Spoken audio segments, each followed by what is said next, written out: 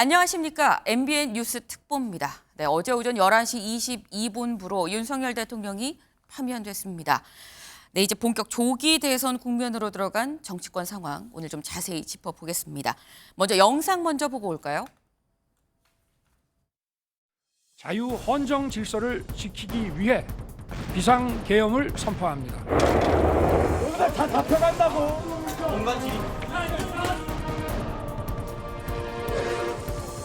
국민 여러분께서는 안심하시기 바랍니다. 대통령 윤석열 탄핵 소추안은 가결되었음을 선포합니다.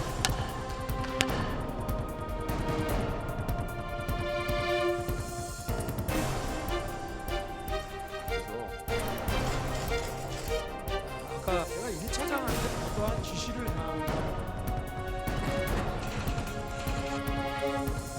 죄송하고 지금 시각은 오전 11시 22분입니다. 주문, 피청구인 대통령 윤석열을 파면한다.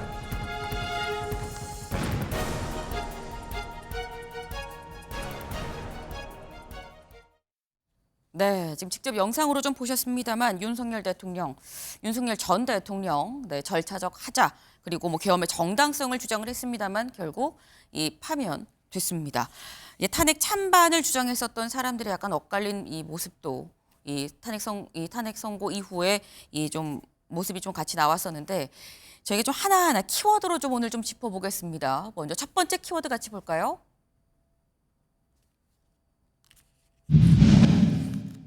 네, 첫 번째 키워드 자연인입니다. 네, 윤 대통령 어제 오전 11시 22분부로 이제 자연인 윤석열이 된 거죠.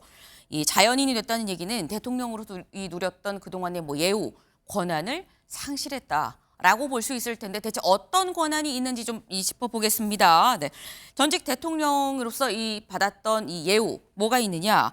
일단 연금 부분이 있었죠. 네, 연금. 이 재임 때 연봉의 95%를 연금으로 받을 수가 있는데 이렇게 되면 월 1,533만 원 상당이 되는데 이게 지금 박탈됐다. 그리고 비서관 3명, 운전기사 1명을 둘 수 있었습니다만 이 역시 상실한 거고 교통, 통신, 사무실 제공 이런 부분도 또 상실됐고 또 하나 병원 치료, 기념 사업 지원, 현충원에 안장될 수 있는 이런 부분들도 다 상실이 된 부분인 거고 불소추 특권, 대통령으로서 가지고 있는 특권 중에 하나죠. 불소추 특권도 이제는 더 이상 불가하다. 다만 경호, 경비만 가능하고 5년 가능하고 최대 5년 더 10년까지 가능하다라는 겁니다. 네. 근데 지금 이걸 쭉 보니까 지금 이 경호를 제외한 건 모두 다 지금 상실된 그런 상황이에요. 근데 그렇다고 하면 최진영 변호사님, 네.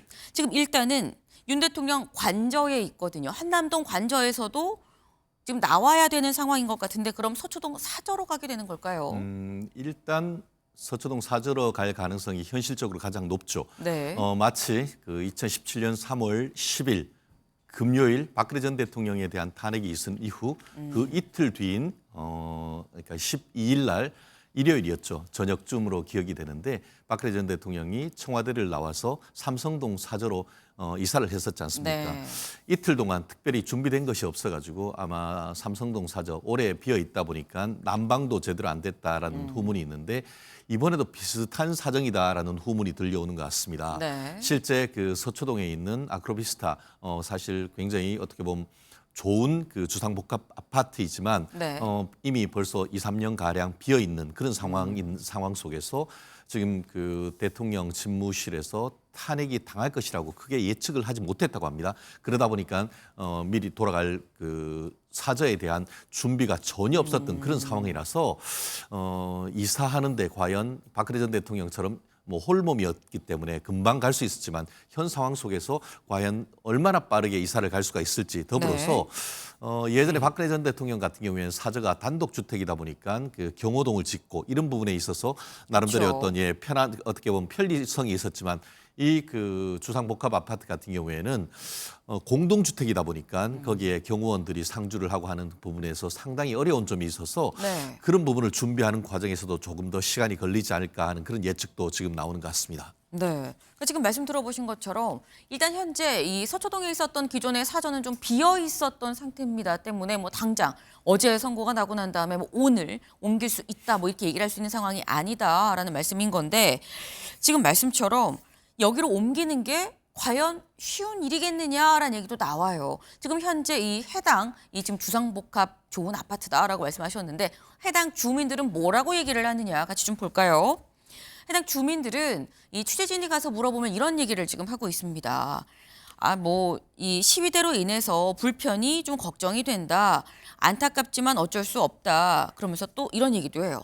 잘 돼서 들어오는 것도 아니고 돌아오는 게 또 좋을 일이 뭐 우리한테 있겠느냐라는 얘기. 근데 대체적으로 보면 일단 앞에 뭐 이 집 앞에 거주하는 집 앞에 아무래도 이 시위대나 뭐 유튜버나 뭐 이런 좀 시끌시끌한 이런 상황이 좀 우려된다라는 목소리가 상당수 있습니다.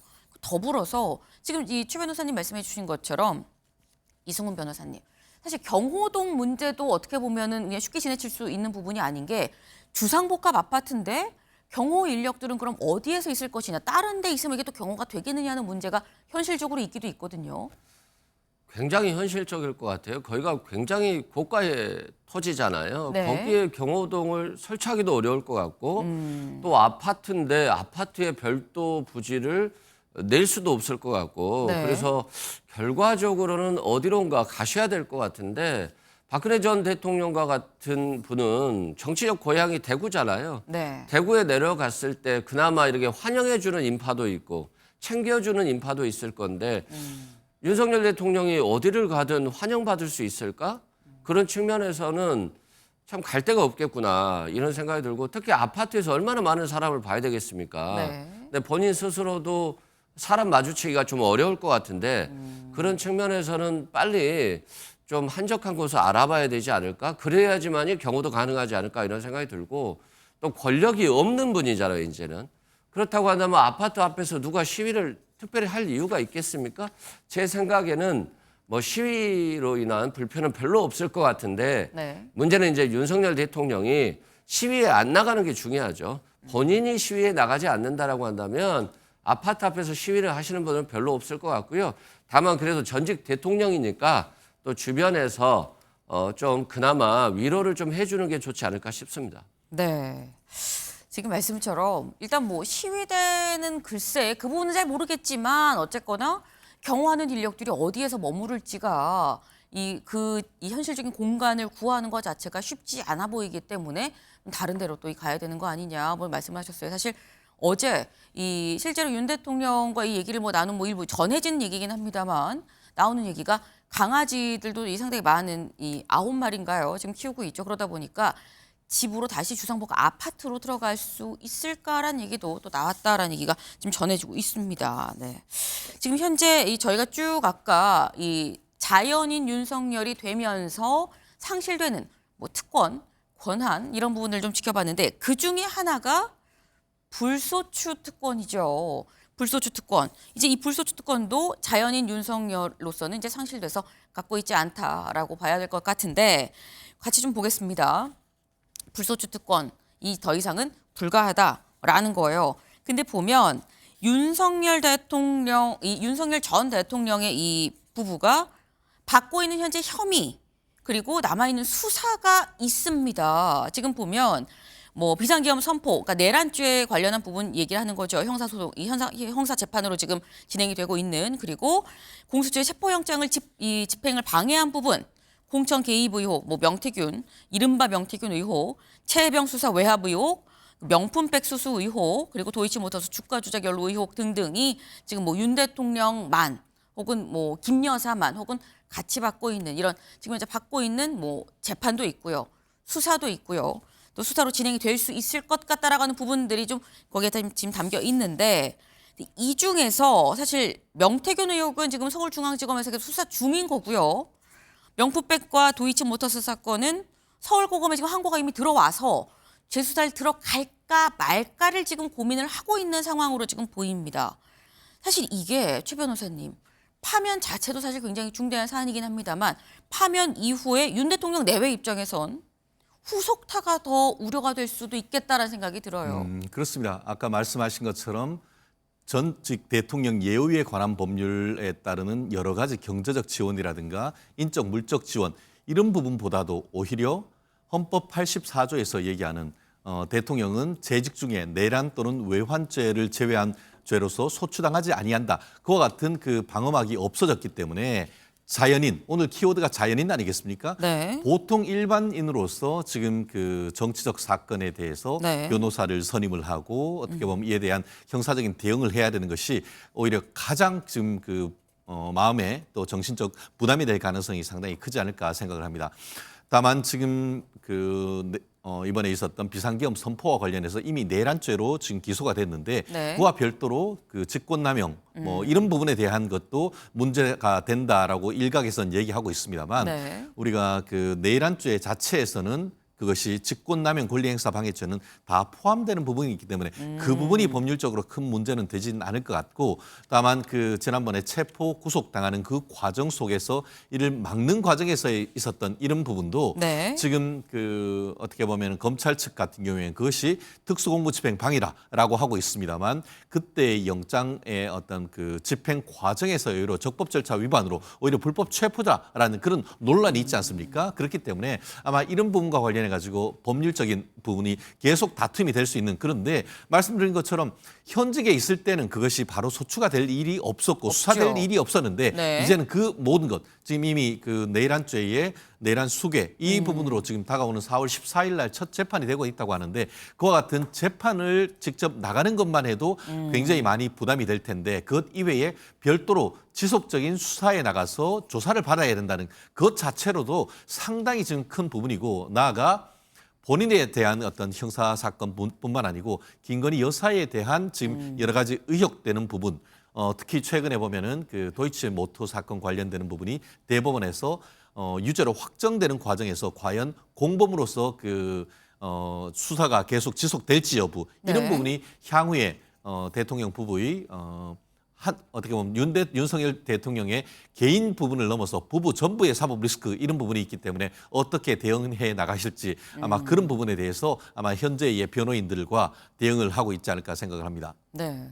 지금 말씀처럼 윤석열 전 대통령도 이 상당 기간이 법조인이고 그러다 보니까 이 관련해서 이런 후속타에 대해서 충분히 염두에 두고 있을 것이다. 변호인들과 논의를 하고 있지 않겠느냐라는 말씀을 하셨어요. 근데 뭐 일각에선 뭐 파면까지 됐는데 너무한 거 아니야라는 얘기 이런 분위기도 있긴 있습니다만 어쨌거나 민주당에서는 아니다. 짚을 건 짚어야 된다. 좀 더 뭔가 더 이 의혹을 더 추가하려는 움직임도 있는 것 같더라고요. 그건 뭐 당연한 건데요. 일단 윤석열 대통령이 당장 수사를 받을 것인가 네.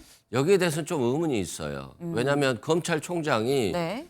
뭐 황당한 구속 취소에 대해서 즉시한 걸 포기했잖아요. 그러면 윤석열 대통령을 풀어주고 싶은 마음이 더 간절한 건데 네. 그렇다고 했을 때 수사를 할 것인가.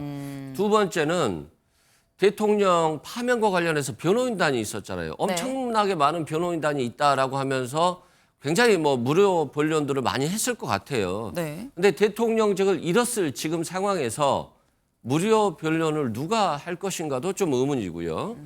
다음에는 박근혜 전 대통령 25년 받았어요. 지금 생각해 보니까 박근혜 대통령이 특별히 뭐 잘못한 게 없는 것 같은 착시 효과를 느끼거든요. 국민들께서. 이명박 대통령은 17년을 받았고요. 그만큼 윤석열 대통령의 지금 행위가 굉장히 큰 부분이 있기 때문에 민주당이 나서서 저는 할 필요는 없다라고 생각하지만 네. 검찰 스스로, 경찰 스스로, 공수처 스스로가 윤석열 대통령의 이 범죄에 대해서는 단죄를 해야 된다 이런 말씀드리고요. 특히 명태균 특검과 관련해서 왜 윤석열 대통령이 계엄을 했지? 라고 했을 때 많은 국민들이 명태균 씨가 핸드폰을 이렇게 보여줘가지고 압수당해가지고 여기에 많은 내용들이 있기 때문에 김건희 씨가 수사받을지도 모른다. 그렇기 때문에 계엄을 했다라고 하는 한간의 소문이 많이 있어요.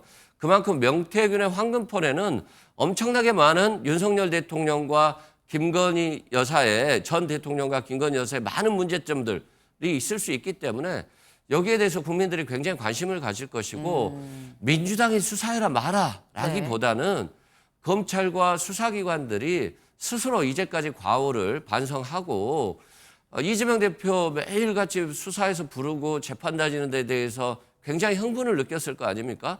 그만큼 공정과 상식을 윤석열 전 대통령과 김건희 여사에게 돌려줘야 된다라고 생각됩니다. 그 부분과 관련해서 제가 좀 반드시 드려야 될 말씀이 있는데요. 네. 아시다시피 지금 아마 다음 주 화요일 이따 또 얘기하겠습니다만 국무회의에서는 다가오는 조기 대선 논의가 되는 것이고 이미 중앙선관위 같은 경우에는 조기 대선 모드로 들어갔다라고 해서 국민의힘이 이재명 대표에 대한 어떤 정치적인 비판을 하는 그런 플래카드도 다 이렇게 철거를 했습니다. 네. 그 말씀은 뭐냐면은 지금에 있어서의 어떤 대선 관련되는 수사는 결국 선거 개입과 관련되는 논란을 일으킬 수밖에 없습니다.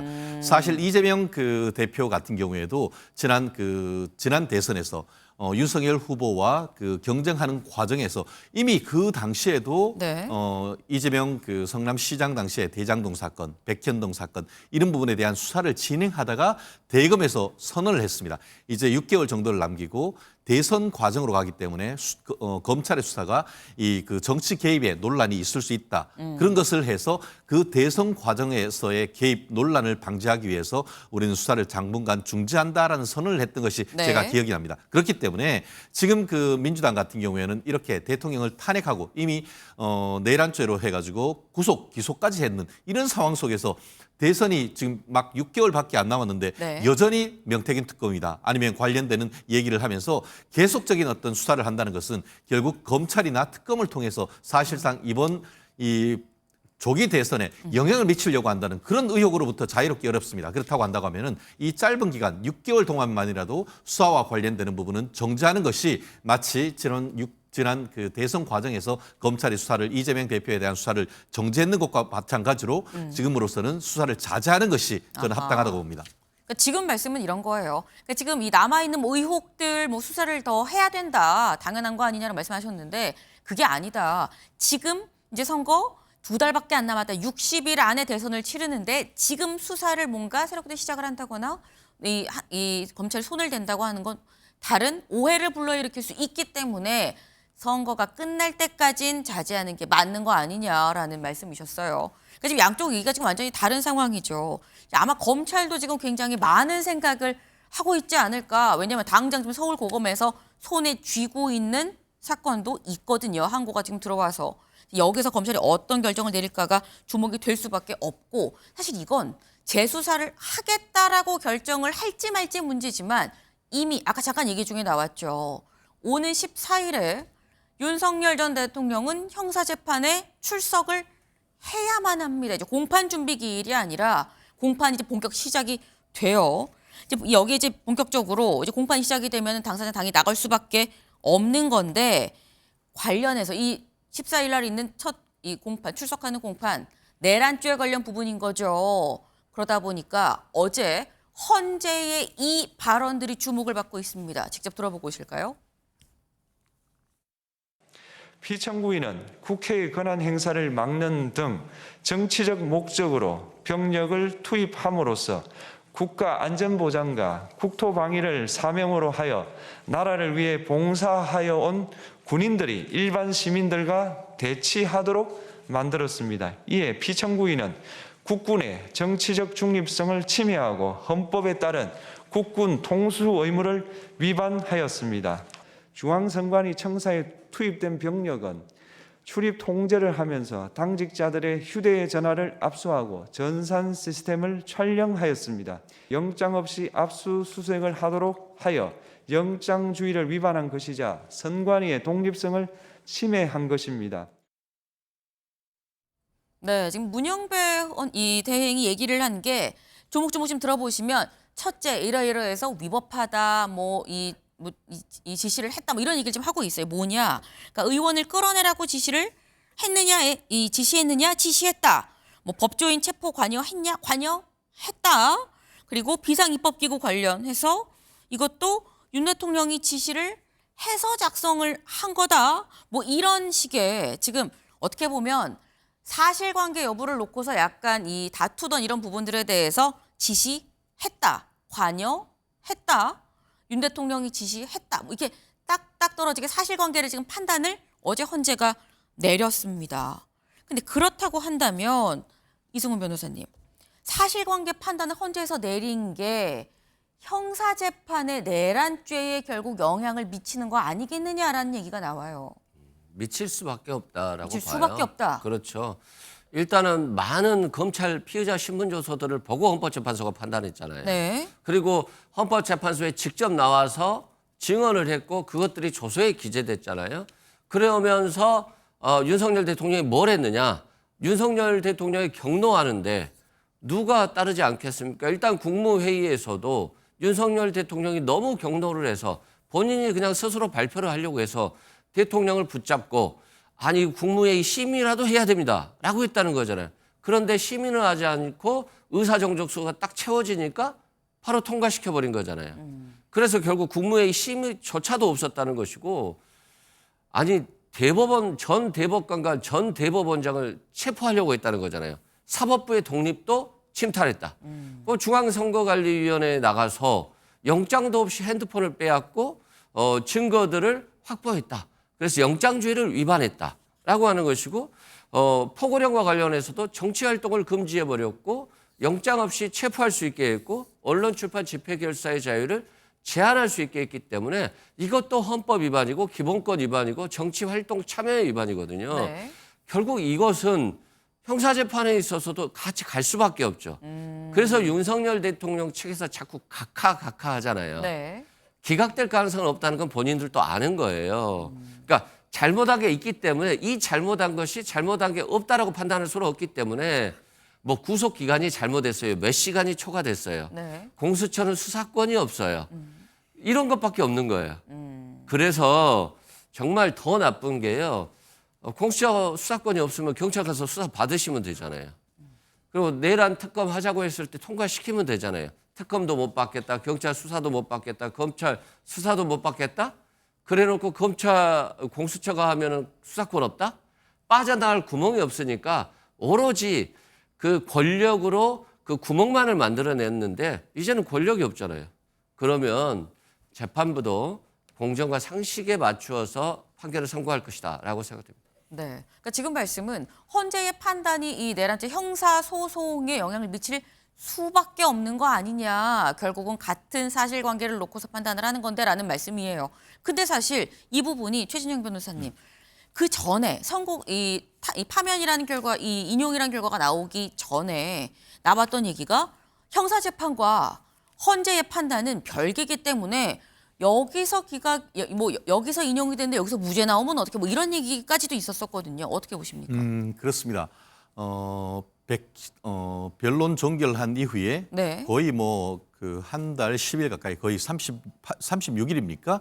선고 기일 정도로 선고 기일이 왜 늦었을까 네. 했을 때 법조인들의 중론은 헌법재판과 형사재판 사이에 두 가지의 결론이 달라지면 어떡하지? 이거에 대한 우려인 것이죠. 그것이 바로 형사소송법상의 위법 수집 증거 배제 법칙, 전문 법칙 등 이 네. 부분과 관련되는 증거 능력에 관한 부분을 완화해서 적용할 수 있을지 여부가 가장 큰 핵심이었던 것 아니겠습니까? 네. 이번 같은 경우에 그 헌법재판소 파면 결정에서 보면은 결국 헌법재판소법에 따를 때 탄핵에서는 형사소송법에 준용을 하지만 엄격한 증거 법칙은 형사소송의 그 헌법재판에서는 완화해서 적용한다라고 판단을 했습니다. 네. 다만 그 중에 두 분 어떻게 보면은 제 기억에는 김복형 조한창 재판관 같은 경우에는 입법적으로 이와 같은 그 탄핵 절차에서의 형사 증거와 관련되는 부분을 네. 완화 적용하는 데 대한 어떤 입법적 개선이 필요하다. 그런 의견을 낼 만큼 헌법재판소 내에서도 이 부분에 대한 논의가 상당히 길어지면서 이 선고가 길어졌을 것이라 생각하는데요. 아시다시피 지난번에 그 3월 첫째 주였습니까? 금요일 구속 취소를 서울중앙지방법원 지기현 부장판사 그러니까 윤석열 대통령 형사사건 본안 담당하는 재판장님이 그쵸. 했었습니다. 그때에 구속 취소를 하면서 두 가지 사유가 있었는데 첫 번째는 구속 기간이 도구한 상태에서 이 구속 기소를 했다는 점. 네. 그런데 제가 봤을 때는 두 번째가 더 중요합니다. 고위공직자 범죄수사법상 내란죄에 대한 수사권이 공수처에는 없다는 거예요. 네. 그러면은 그 말은 뭐냐면 공수처에서 수사를 하고 했던 모든 부분이 증거 능력이 없다라는 것을 대변하는 것이거든요. 그렇기 때문에 현직 부장판사도 인터뷰를 통해서 이것은 미리 보는 윤석열 대통령의 본안 판결로서 공소기각 판결이 나올 가능성이 높다는 것을 얘기하는 것이죠. 결국 그 헌법재판소도 그 판결을 보고 이거 나중에 그 대법원까지 가가지고 공소기각 판결로 확정되는데 네. 우리가 해서 이걸 증거 능력이 있다고 해서 대통령을 파면하면은 이거 정말 난리가 아닌 것인가 그런 걱정이 있었던 것이죠. 지금 이 변호사님 같은 경우에는 민주당 쪽에서 얘기하는 것이 이런 사안에서는 적법 절차, 위법 수집 증거 그거 다 배제하고 사건에 나와 있는 증거 그대로 인정하면 된다라고 하지만 네. 엄격한 증거에서 그 사실관계를 인정하는 형사소송 결과는 상당히 다를 수 있다. 그 대표적인 케이스가 최근에 있었던 전 더불어민주당 대표 송영길 대표의 이른바 돈봉투 사건에서 네. 이정근 녹취록이라는 것이 명확하게 있음에도 불구하고 그 사건이 아닌 유사한 사건에 가지고 와서 증거는 쓸 수 없다라고 해서 위법 수집 증거다라고 해서 무죄 판결을 했는 것이지 않습니까? 그렇죠. 그러다 보니까 과연 이 변호사님이 얘기하시는 것처럼 탄핵 사건에 있어서의 어떤 사건 기본적 사건을 인정하는 것과 형사 사건에서의 기본적 사실 인정이 같아질지에 대해서는 두고 봐야 되는 부분이 있는 것이죠. 네.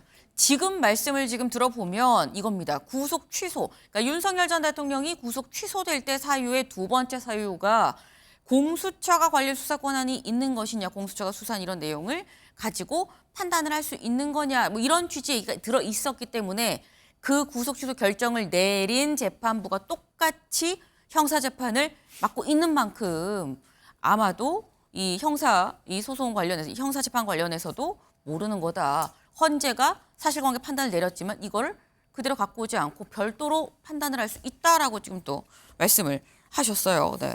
사실 이 부분은 저희가 지금 추측의 영역이 갈 수밖에 없는 게 이 실제로 재판부에서 어떻게 판단을 할 것이냐, 어디를 갖고 어디를 버릴 것이냐, 이 사실관계를 파악한 부분에 대해서도 취사가 좀 다를 수가 있습니다. 근데 사실 그런 부분은 좀 다를 수가 있다라는 건데 이제 어제 윤석열 대통령이 사실 지금 저희가 말한 것처럼 이 지금 재판 중인 것도 있고요. 앞으로 수사가 더 진행될 수 있는 여지가 있는 것도 상당하고 그래서 파면 결정이 내려지고 난 다음에 입장이 대체 언제 나올 것이냐라고 했는데 대략 2시간 반쯤 지나서 이제 입장이 나왔습니다. 뭐라고 얘기했냐? 그동안 대한민국을 위해서 일할 수 있어서 큰 영광이었습니다. 많이 부족한 절 지지해 주시고 응원해 주셔서 감사드립니다. 라고 하면서 여러분의 기대에 부응하지 못해서 너무 안타깝고 죄송합니다. 사랑하는 대한민국과 국민 여러분을 위해 늘 기도하겠습니다. 라고 얘기를 했습니다. 이 메시지를 두고 상당히 이 말들이 좀 많았어요. 이승훈 변호사님. 이걸 승복으로 봐야 되는 거냐 안 봐야 되는 거냐 어떻게 봐야 되는 겁니까? 승복으로는 볼 수 없고요. 네. 자신이 이제 대통령직을 내려놓으면서 자신의 그냥 소회를 말한 거다. 소회일 뿐이다. 예, 그렇게 보고요. 저는 그나마 다행인 게 또 유튜버들 자신을 지지하기 위해서 관저 앞에서 시위한 사람들에 대한 메시지만 나올까 봐 실은 좀 걱정했어요. 아무리 윤석열 전 대통령이 밉다 할지라도 그래도 대한민국의 대통령이었잖아요. 그럼 국격이나 품격이 좀 있었으면 좋겠다 했는데 다행히 사랑하는 국민 여러분이라고 해서 자신의 지지자로 한정하지 않았어요. 네. 다만 이제 자신을 지지했던 분들에게 감사합니다라는 표현을 했고요. 마지막으로 저는 대한민국을 위해서 기도하겠습니다. 이 부분은 네. 어느 정도 윤석열 대통령이 좀 성찰이 있었던 것 같아요. 그러니까 우리 아이가 달라졌어요. 이런 얘기 많이 하잖아요. 네. 근데 또 군대에 갔다 오면 또 달라졌어요. 이런 얘기 하잖아요. 윤석열 대통령이 감옥을 가기 전까지는 여전히 똑같은 것만 했었거든요. 대통령이 나오면 시위 현장에 나갈 거야. 네. 대통령이 나오면 또 여기에 대해서 승복하지 않고 다툴 거야 라고 했습니다만 아직 그런 메시지를 냈지 않기 때문에 대통령이 그래도 감옥 갔다 오면서 많이 좀 달라진 것 같고 기도도 많이 하신 것 같고 그래서 이제는 좀 나를 싫어하는 사람들에 대한 적개심, 네. 반국가단체라고 하는 사상, 생각을 버리고 그냥 자연인으로 돌아가셔서 좀 편하게 재판 받으시고 편하게 수사 받으시고 좀 마음을 비웠으면 좋겠다 이런 생각이 듭니다. 네. 우리 아이가 달라졌어요라는 일단 뭐 일각의 이런 표현을 빗대서 좀 말씀을 좀 해주셨는데 요지는 그거예요. 이걸 승복 메시지로 볼 수가 있겠느냐. 다만 소회를 담은 메시지인 것 같다라고 말씀을 하셨는데 어떻게 보십니까? 네, 우리 얘기하는 말로 미고사라고 하지 않습니까? 미고사. 미안하다, 고맙다, 사랑한다라는 네. 그런 메시지를 국민들에게 던진 것 아니겠습니까? 먼저 어쨌든 그 본인을 대통령으로 만들어주고 또 지난 그 탄핵 절차 과정에서 정말 영하 20도를 오가는 그 추운 겨울에도 관저 앞에서 본인을 지켜준 그 지지자들한테 고맙다라는 말씀 드리는 거는 너무나 당연하다라고 생각합니다. 그리고 또 그 이 변호사님이 또 말씀하신 것처럼 제일 11줄 되는 글 중에 제일 마지막에는 사랑하는 대한민국과 국민을 위해서 네. 늘 기도하겠습니다라고 했다는 것은 대한민국의 미래를 위해서 어떻게 보면 그 본인 또한 마음을 다해서 어떻게 보면 그 섬기겠다 그런 말씀 아니겠습니까? 본인의 지지층에 대한 첫 번째 메시지를 남기고 또 그 나아가서는 대한민국 전 어떻게 보면 전 세계에 있는 대한민국 동포들한테도 다 말씀을 했다라고 하는 점에서 나름대로 의미 깊은 것이다라고 생각을 하고요. 더불어서 승복이냐 아니냐 네. 이 부분과 관련해서 지금 논란이 될 수 있습니다만 승복이라고 얘기하는 것 자체가 참 쉽지는 않습니다. 아시다시피 우리가 그 국어 사전을 보면 승복은 첫 번째는 받아들이고 따른다라는 얘기가 있습니다만 두 네. 번째는 자백하고 본인의 잘못을 인정한다 그런 말이 있습니다. 그런데 윤석열 대통령의 전선은 지금 그 탄핵 전선만 있는 것이 아니고 좀 네. 전에 얘기했던 형사 재판으로서 내란죄에 대한 부분이 있습니다. 네. 그렇고 내란죄와 관련해 가지고는 사실상 지금 부인하고 있지 않습니까? 그렇기 때문에 이 사안 자체에서 탄핵과 관련해서는 사실상 전후 메시지를 보면 이미 내가 대한민국을 위해서 봉사할 수 있었던 것은 영광이다라고 하는 건 뭐예요? 내가 파면당했기 때문에 그 부분에 대해서는 받아들인다는 것 아닙니까? 그렇기 때문에 탄핵 자체에 대해서는 받아들이지만 형사사건을 지금 상황 속에서 자백하고 받아들인다. 지금은 법률적으로 그건 있을 수 없는 건 아니겠습니까? 그렇기 때문에 제일 처음에 있던 내가 대한민국 대통령으로서 대한민국을 섬길 수 있었던 것은 영광이었습니다라는 과거형을 함으로써 네. 사실상 탄핵 결정은 승복했다고 보는 것이 맞고 다만 형사사건이 남아있기 때문에 네. 그 부분과 관련해서 지금 내가 잘못했습니다.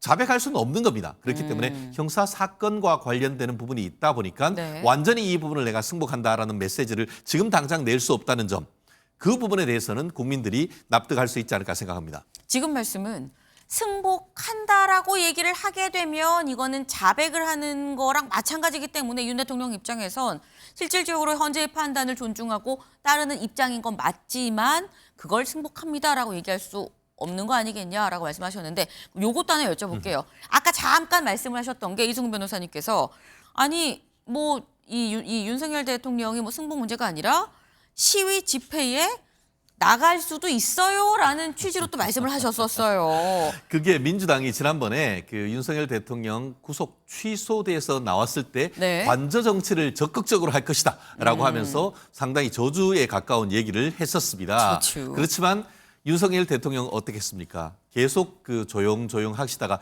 첫 번째 메시지가 뭐라고 했습니까? 첫 번째 메시지가 대통령에 대한 탄핵 여부도 중요하지만 그것보다 사람의 생명이 훨씬 더 중요하다라고 하면서 네. 헌법재판소 앞에서 10일, 20일 그 단식 투쟁하시는 분들 이제 단식 거두시고 네. 이제 자리로 돌아가시라라는 그런 말씀했지 않습니까? 네. 그 외에 구체적으로 어떤 그 정치적 메시지를 내는 것은 사실상 전무합니다.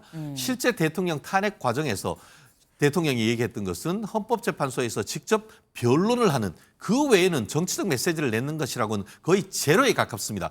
그런 상황 속에서 이제는 전 대통령도 아닌 현직 대통령도 아닌 전직 대통령 상황인데 어떤 그 회의까지 그 어떤 장외 집회까지 나간다?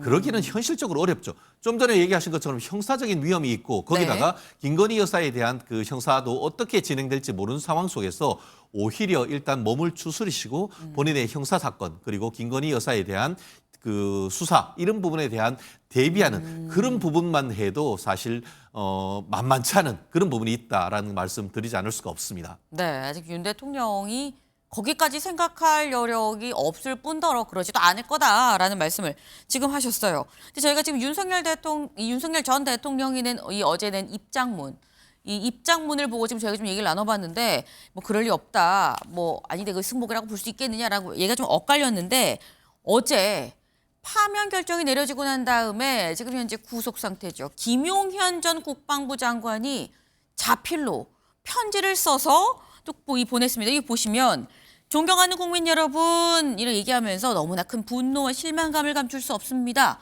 하지만 이게 끝이 아닙니다. 시작입니다. 리셋 코리아 윤 어게인 얘기하면서 더욱 뭉쳐서 끝까지 싸웁시다라고 얘기를 했습니다. 네, 이승훈 변호사님, 리셋 코리아 윤 어게인 더욱 뭉쳐서 끝까지 싸웁시다. 이건 어떻게 보십니까? 어떻게 해석을 하세요? 그러니까 이런 분을 국방부 장관으로 데리고 있었으니까 계엄을 하는 거 아니겠어요? 대통령이 그런 이야기 했잖아요. 2시간 만에 한 네. 대통령 계엄이 무슨 계엄이냐. 계엄을 2시간밖에 할 수 있는 능력이 안 된 분이에요. 이런 분들이 계엄을 하니까 정말 지금 이런 황당한 편지를 쓰는 것이고요. 아니 뭉쳐서 싸웁시다는데 누구랑 싸울 거예요? 국민이랑 싸워야 될 거 아니에요. 이 말이 안 되는 얘기를 하고 저는 어게인 윤석열 다시 대한민국 하면서 대통령을 재임할 수 이번에 출마할 수 있을 것처럼 돼 있더라고요. 그래서 진짜 되나 하고 헌법을 다시 봤는데 네. 대통령의 임기는 5년으로 하고 중임할 수 없다예요. 네. 그러면 이분들은 5년인데 3년만 했기 때문에 중임이 안 돼서 2년 더 할 수 있다는 건가? 라고 했는데 좀 황당한 얘기거든요. 네. 그래서 좀 망상에서 벗어나셔서 이제는 이 국민이라는 개념을 좀 이해를 하셔야 될 것 같다. 나만 지지하는 10% 20%의 국민이 아니고 전 국민이 국민인 거잖아요. 그래서 국민과 싸울 생각하지 마시고요. 교도소에서 밥 잘 드시면서 재판 잘 받으시면 되겠다. 그게 본인한테 유리한 것이지 한마디 한마디 하는 것마다 국민의 상처를 휘벼 파는 것이기 때문에 제발 좀 그만두시라 말씀드립니다. 네. 지금 말씀은 윤 어게인이다 이런 걸 보고서 내가 한번 찾아봤다. 다시 한 번 더 또 대선에 나오려는 건가 했는데 봤는데 이 법적으로 안 되는 거 아니냐는 말씀을 하셨어요. 근데 약간 오해를 살 수도 있는 부분이 뭐 다시 뭉치자 뭐 이런 얘기는 그럴 수 있는데 윤 어게인 이거 어떻게 해석이 됩니까? 그렇습니다. 뭐 내부에 있다 보니까 법률적인 부분을 다 알 수는 없고 아마 정치적인 구호로서 이런 부분을 쓰신 것이 아닌가 생각을 합니다. 뭐 처음 내용이 우리 뜻대로 되지 않았습니다. 네. 하지만 우리가 끝날 때까지 끝난 것은 아니다. 그런 얘기를 하고 있지 않습니까? 현실적으로 지금 그 영어의 몸 구속된 상태에서 현 상황으로 갔을 때는 특히 이번 그 탄핵과 관련해서 탄핵 인용된 이런 상황 속에서 과연 그 정치범 내지 확신범이다라고 얘기할 수 있는 사람들의 어떤 진술이 바뀔 수가 있느냐라고 했을 때 그럴 가능성은 현실적으로 없을 거라고 생각하고요. 네. 특히 지금 그 정치적인 측면에서 윤석열 대통령이 탄핵되고 할 부분에 대해서는 거의 뭐 그 10% 초반까지 지지대가 그 떨어졌다가 탄핵하는 과정 속에서 어떻게 보면은 무도한 어떤 체포 과정 그러면서 오히려 윤석열 대통령이 피해자 프레임으로 정치적 부활이 있었지 않습니까? 네. 그래서 오히려 윤 대통령 당선될 때보다 더 높은 지지율이 있는 이런 상황 속에서 이 김용현 전 장관 입장에서는 윤 대통령을 매개로 해서 본인의 형사 사건 또한 어떻게 보면은 그 좋은 결과를 받으려고 하는 나름대로 어떤 성전 전략이다. 저는 그렇게 생각합니다. 다만 이런 식으로 그 계속 그 본인의 그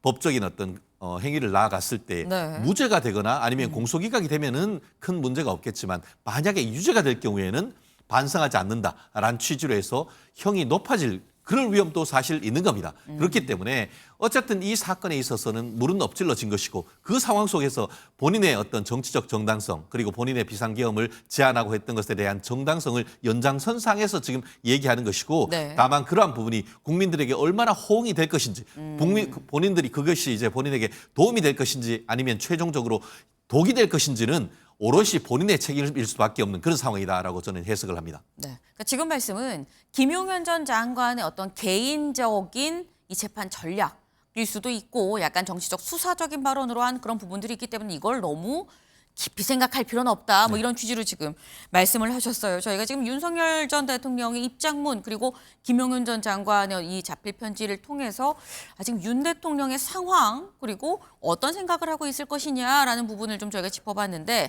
사실 어제 오전 11시 22분에 있었던 윤 전 대통령의 이 파면 선고는 윤 대통령 당사자, 윤석열 전 대통령 당사자한테만 해당되는 게 아니라 이 파장은 여당도 고스란히 맞을 수밖에 없는 부분인 거죠. 다음 키워드로 그 부분 좀 짚어보겠습니다.